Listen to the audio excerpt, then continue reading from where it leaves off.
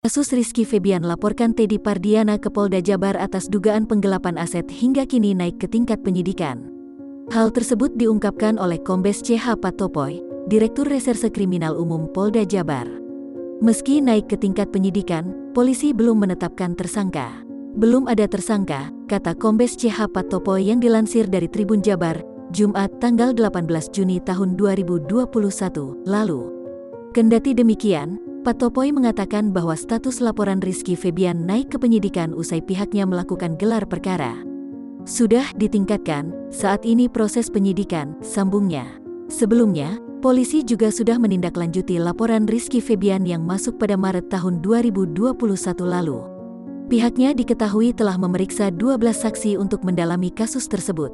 Di antara ke-12 saksi tersebut, satu di antaranya adalah Teddy Pardiana selaku pihak terlapor.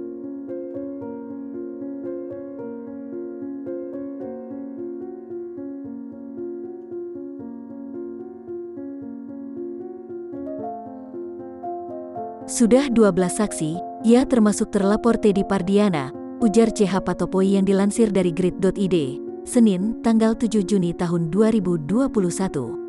Patopoy juga mengatakan pihaknya juga akan mengagendakan pemeriksaan lanjutan untuk menelusuri rekam jejak aliran dana yang ada di dalam rekening Teddy.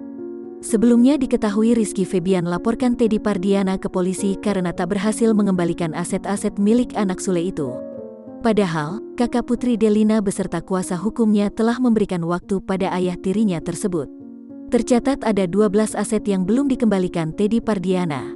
Di antaranya, rumah di Panyawangan, sertifikat ruko di Panyawangan, rumah kos 32 kamar di Bojong Soang. Ada pula uang penjualan rumah di Villa Bandung Indah senilai 1,5 miliar rupiah, uang penjualan mobil 120 juta, tanah di Banjaran, Ciamis. Selain itu, ada juga toko material di Banjaran, Majalaya, tanah di Pangalengan, usaha grosir di Arjasari, Kabupaten Bandung, dan perhiasan senilai 2 miliar rupiah. Sayang, Teddy Pardiana justru mengabaikan permintaan Rizky Febian. Hal tersebut lantas membuat Rizky Febian laporkan Teddy Pardiana ke Polda Jabar.